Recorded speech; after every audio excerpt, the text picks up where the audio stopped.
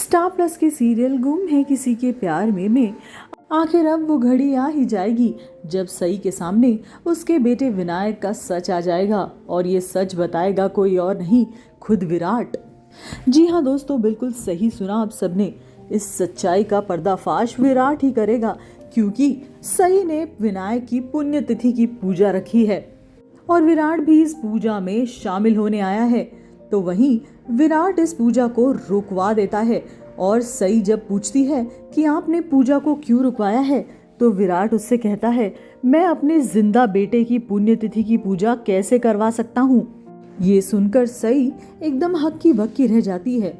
वो विराट से पूछती है, इसका मतलब हमारा बेटा वीणु जिंदा है?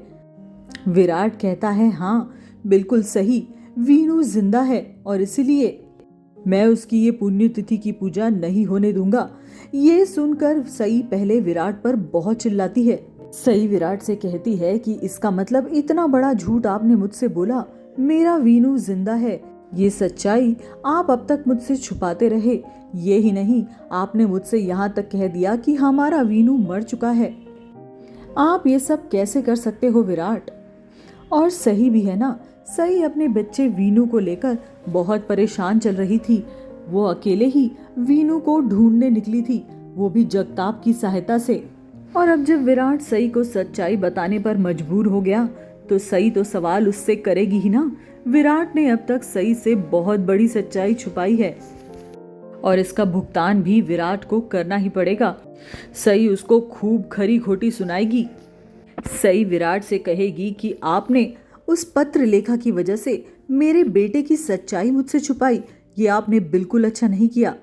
फिर विराट उसको बताता है कि विनायक, जिसको विराट ने गोद लिया है, वही सई और विराट का बच्चा है, यानी उनका अपना वीणु। ये सुनकर सई बहुत इमोशनल हो जाएगी, उसकी खुशी का तो ठिकाना ही नहीं रहेगा।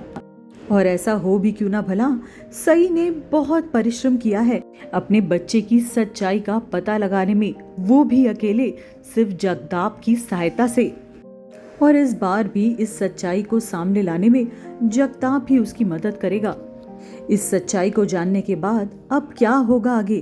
क्या सई अपने वीणु को विराट और पाखी से अलग अपने पास ले आएगी? और क्या होगा जब पाखी को इस बारे में पता चलेगा? इस सीरियल से जुड़े हर अपडेट के लिए हमारे चैनल को फॉलो जरूर कर लें।